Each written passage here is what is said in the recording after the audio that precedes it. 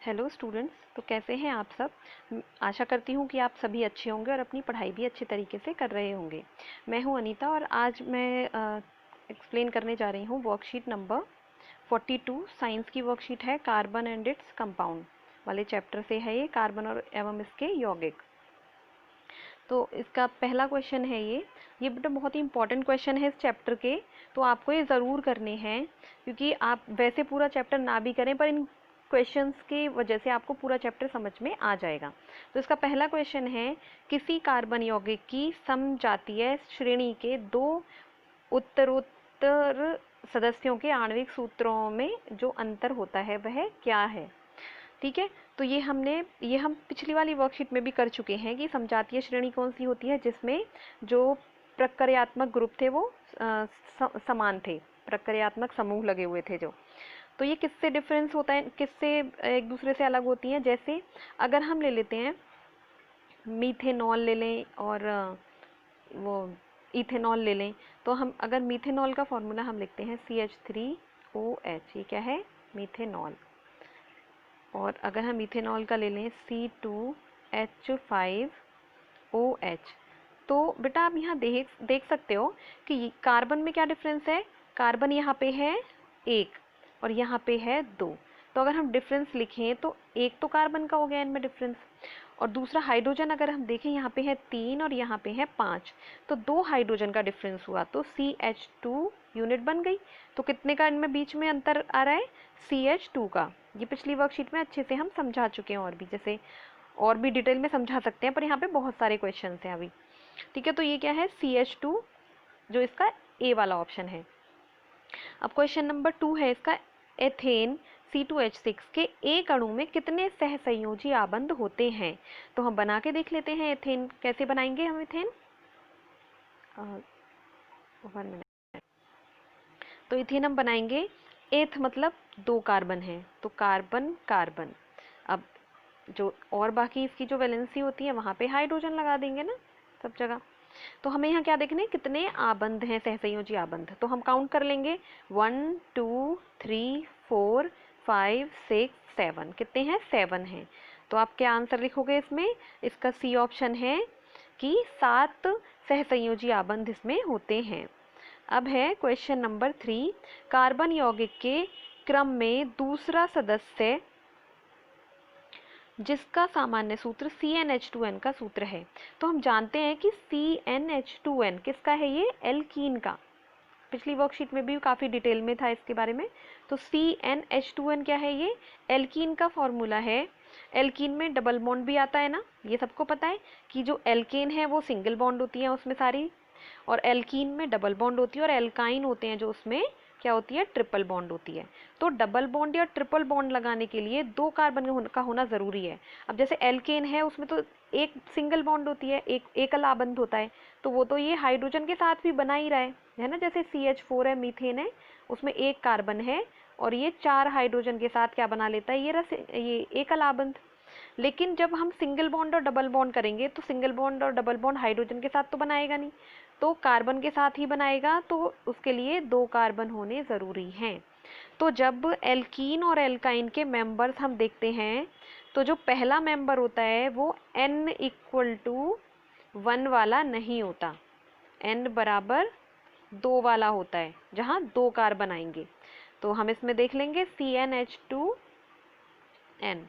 अगर हम यहाँ पे पहला मेंबर कौन होगा, जो 2 कार्बन वाला होगा। अब हमें क्या पूछा है यहाँ पे, दूसरा सदस्य, तो हम कार्बन के n बराबर रखेंगे 3, तो C3H और 2 × 3 6 H6। तो ये क्या बन गया, प्रोपीन, ये वाला डी वाला जो इसका ऑप्शन है। ओके स्टूडेंट, तो इसका आंसर क्या होगा, डी, प्रोपीन। अब है क्वेश्चन नंबर 4, डैश और डैश कार्बन के 2 अपरूप हैं। यहाँ पे आप लिख सकते हो डायमंड ग्रेफाइट, हीरा और ग्रेफाइट, कार्बन के 2 अपरूप हैं। आप फ्लोरीन भी लिख सकते हो, पर ग्रेफाइट और हीरा ही लिख दो आप। 5वां है, डैश और डैश जैविक यौगिकों के आवश्यक घटक हैं। लिखेंगे कार्बन और हाइड्रोजन। वैसे तो ऑक्सीजन भी है, नाइट्रोजन भी है, पर यहाँ पे 2 ही पूछे हैं, तो कार्बन और हाइड्रोजन आप लिख देंगे। अब है क्वेश्चन नंबर 6, कौन सा तत्व श्रृंखला को सबसे अधिक दर्शाता है? तो कौन सा वाला तत्व दर्शाता है? कार्बन। और क्यों दर्शाता है? क्योंकि इसका जो आकार है वो बहुत छोटा होता है। आप इस तरीके से इसका आंसर लिख देंगे। कार्बन दर्शाता है क्योंकि इसका आकार बहुत छोटा होता है। साथ है, हीरे को संश्लेषित करने के लिए शुद्ध कार्बन को निम्नलिखित परिस्थितियों में उपचारित किया जा सकता है। पहला है अति उच्च दाब पर, दूसरा अति उच्च ताप पर, तीसरा है अति उच्च दाब और ताप पर। तो इसका आंसर होगा सी, अति उच्च दाब पर और ताप पर। क्या होता है? जो आर्टिफिशियल होता है, हीरे जैसा होता है, संश्लेषित हीरा वो बना सकते हैं कार्बन से, शुद्ध कार्बन से। फिर 8वां क्वेश्चन है, ब्यूटेन कार्बन व हाइड्रोजन का एक कैसा है? संतृप्त है। ब्यूटेन मतलब एकल बंध है, उसमें एकला बंध। और ब्यूटीन, ब्यूटाइन ये कैसे हो जाते हैं? असंतृप्त, क्योंकि इनमें डबल बॉन्ड और ट्रिपल बॉन्ड है। तो इसका आंसर, इसमें क्या लिखोगे आप? संतृप्त। दूसरा है, जिनमें कार्बन के अणुओं की संख्या कितनी होती है? ब्यूट मतलब 4। अगर ब्यूट है तो 4, जैसे 1 है तो मेथ, 2 है एथ, 3 है तो प्रोप और 4 है तो ब्यूट। तो इसका क्या होगा? ब्यूट। ब्यूटेन में 4 होते हैं। अब है क्वेश्चन नंबर 9, एल्काइन और एल्कीन का सामान्य सूत्र क्या होता है?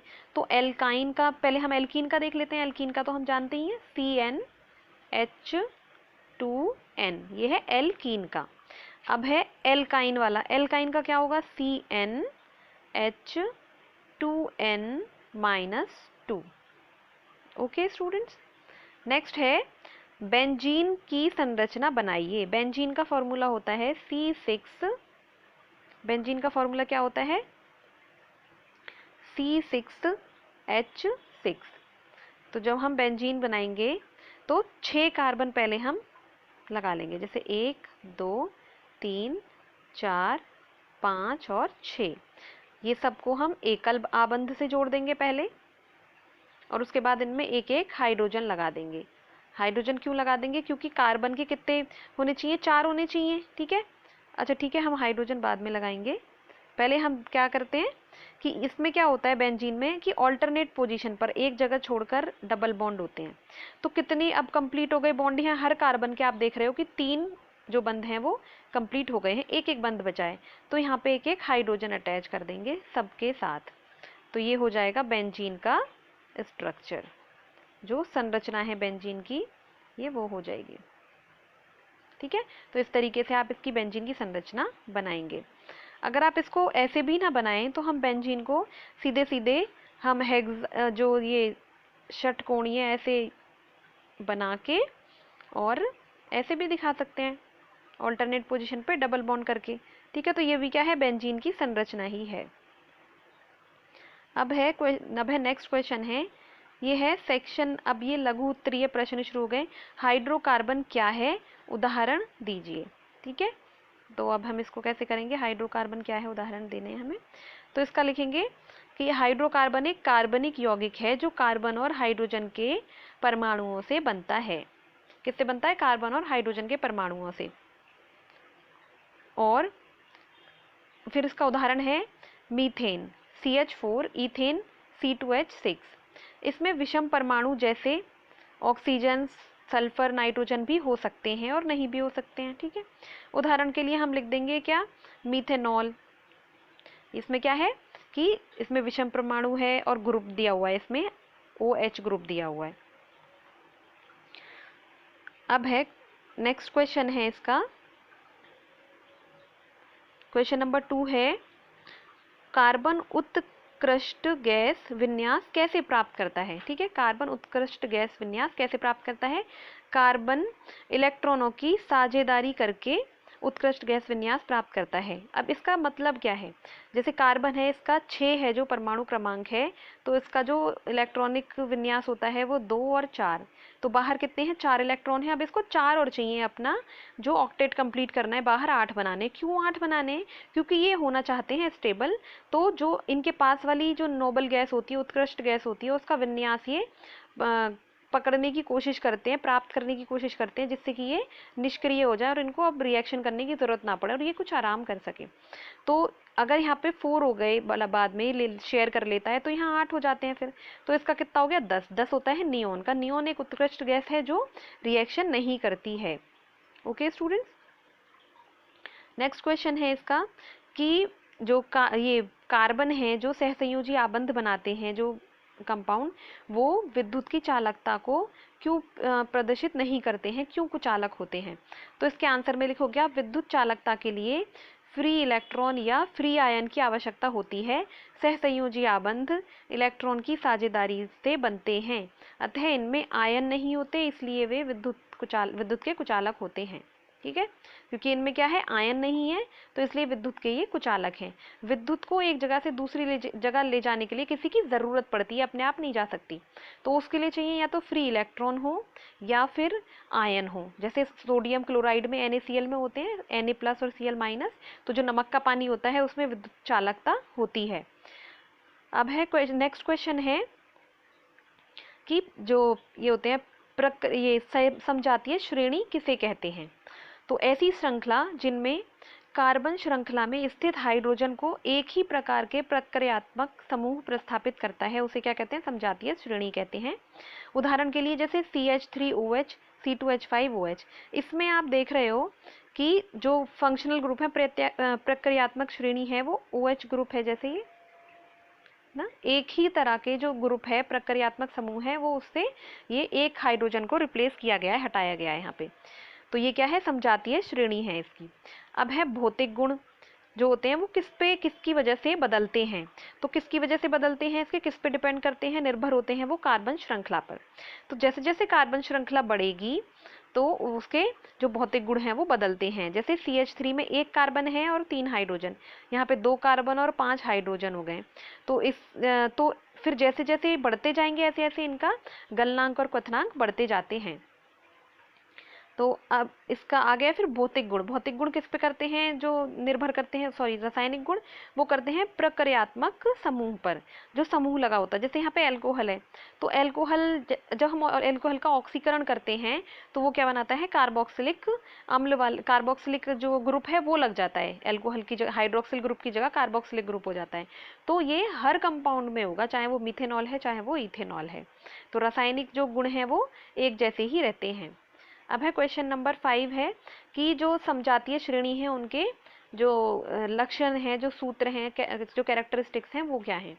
तो पहले में लिखेंगे सामान्य, जो इनका सामान्य सूत्र, जो सामान्य सूत्र होता है वो इनका एक जैसा होता है। जैसे CnH2n+2 है यहाँ पे एल्केन का, और यहाँ CnH2n+1 और OH, एक हाइड्रोजन की जगह बस क्या लग गया है, OH लग गया है। तो सूत्र इनके यही रहते हैं। और हम कुछ भी लेंगे तो भी, जैसे अगर हम ब्यूटेनॉल भी लेते जाएंगे तो भी सूत्र यही रहेगा, OH उसमें अटैच होता जाएगा।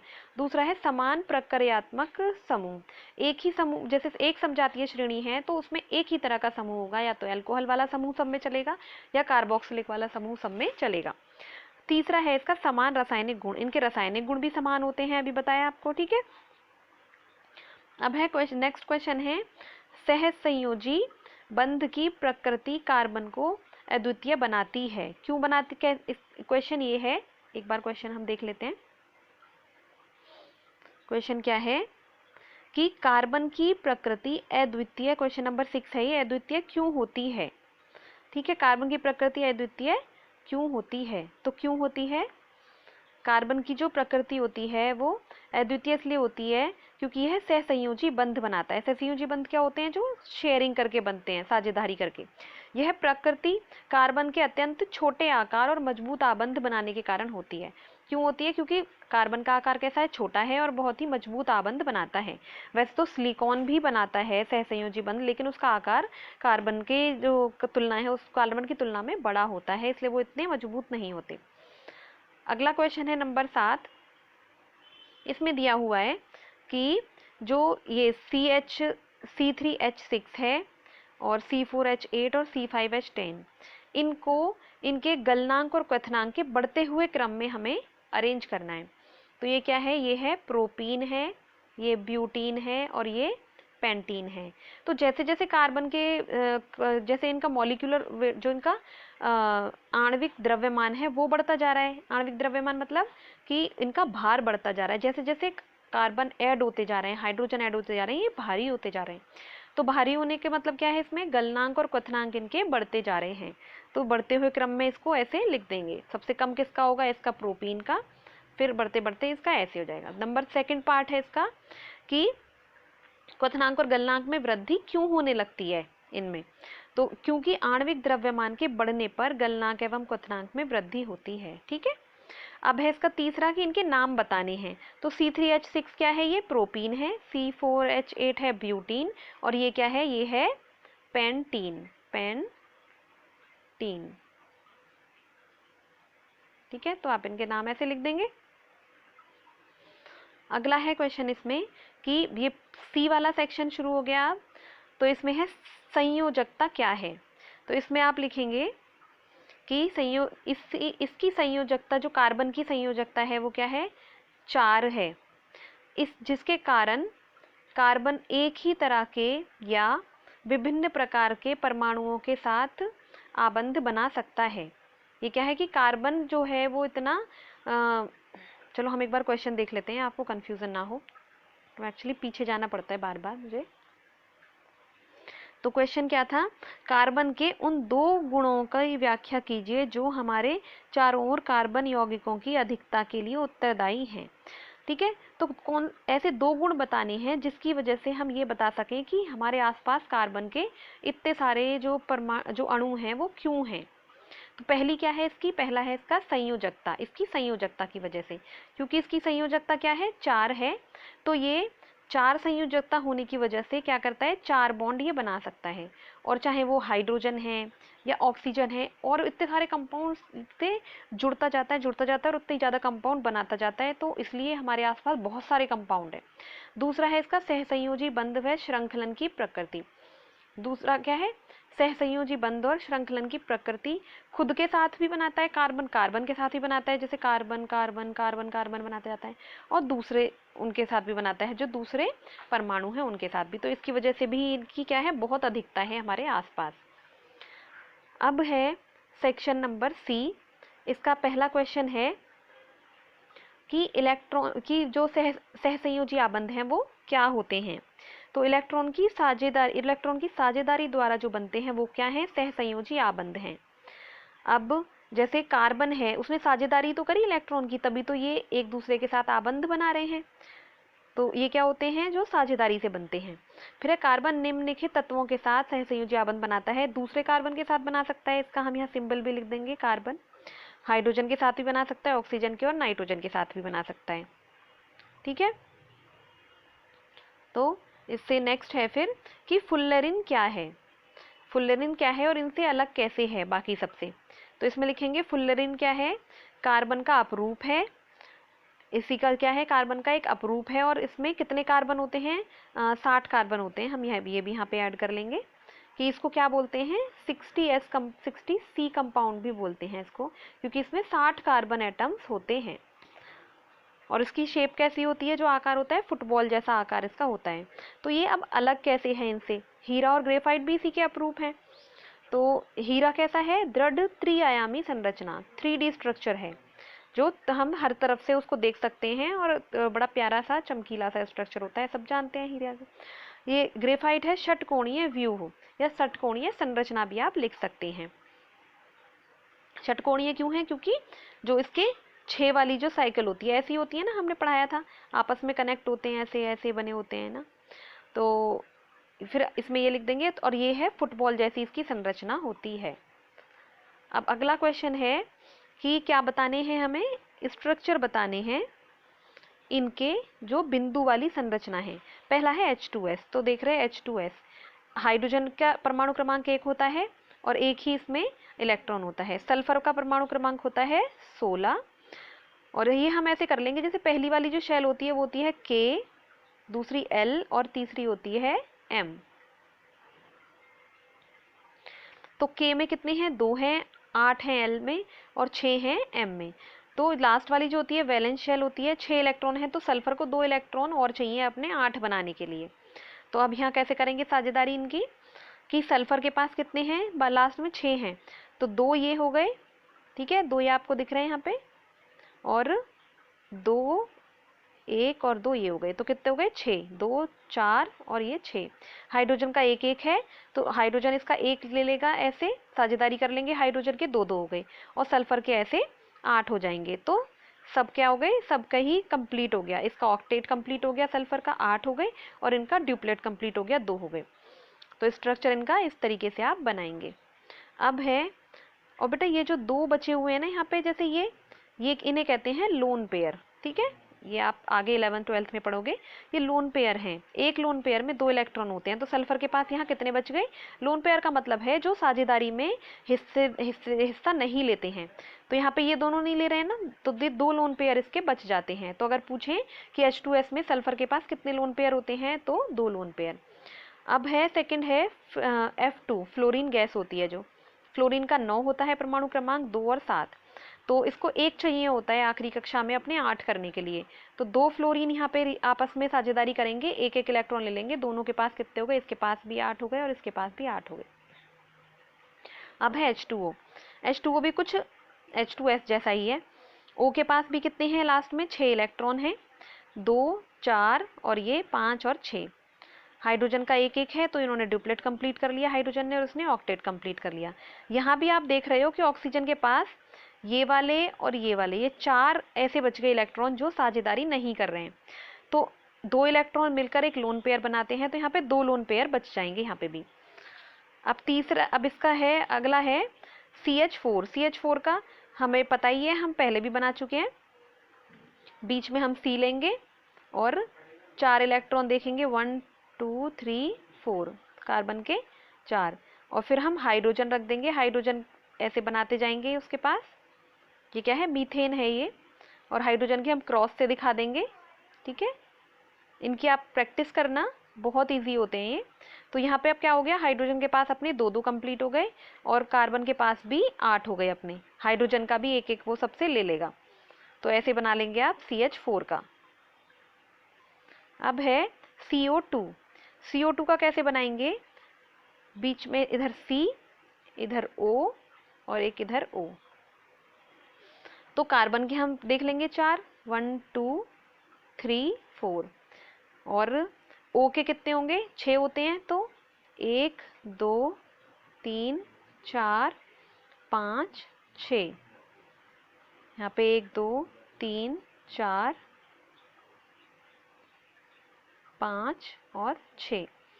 तो ऑक्सीजन 2 इससे शेयरिंग करेगा, ये वाला ऑक्सीजन इसके ले लेगा ये वाले, और कार्बन इनके ले लेगा 2 2। तो कितने हो गए, कार्बन के पास भी 8 हो गए और इनके पास भी 8 हो गए दोनों के पास। तो जब हम इसको बनाएंगे तो कैसे बनाएंगे, कार्बन डबल बॉन्ड O और इधर भी डबल बॉन्ड O, क्योंकि यहाँ पे कितने इलेक्ट्रॉनों की साझेदारी हो रही है, बीच में 4 हैं, 4 का मतलब है कि डबल बॉन्ड आएगा। ठीक है स्टूडेंट, तो आप इस वर्कशीट को कंप्लीट करेंगे, और आशा करती हूँ कि आपको ये वर्कशीट समझ में आई होगी, और आप इन सब क्वेश्चंस को याद करना, ये बहुत इंपॉर्टेंट हैं। तो धन्यवाद।